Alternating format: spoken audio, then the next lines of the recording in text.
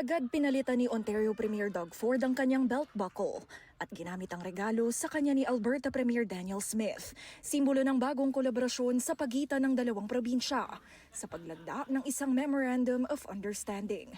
Hakbang para sa ideya ng bagong pipelines, rail lines at iba pang energy and trade infrastructure. This is how we diversify our trading partners. This is how we make ourselves less reliant on the United States.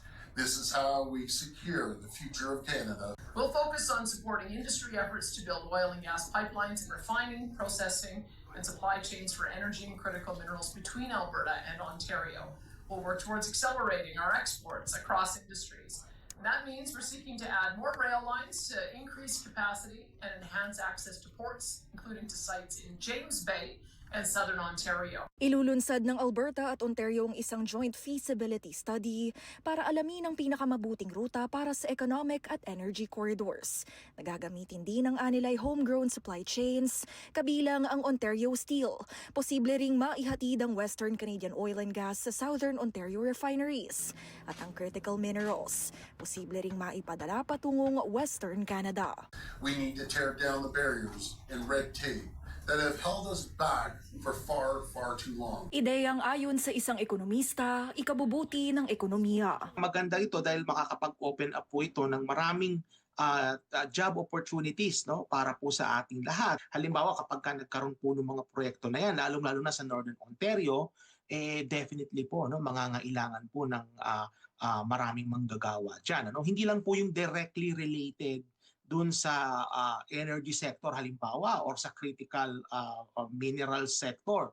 Siyempre may mga sector din po dyan na closely related. So halimbawa sa accommodation, no? Nandiyan na rin po yung sa housing, o nandiyan na rin po yung sa logistics. Inanunsyo ito ni Ford at Smith matapos maghain ng agahan sa Calgary Stampede, kung saan sinabi ni Smith na nakausap niya si Prime Minister Mark Carney nitong weekend.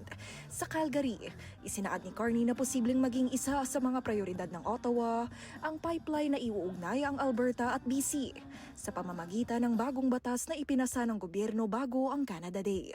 Ani Smith, positibo raw ang komentong ito ni Carney at hangarin niyang makita ang pipeline sa listahan ng Ottawa bago ang fall.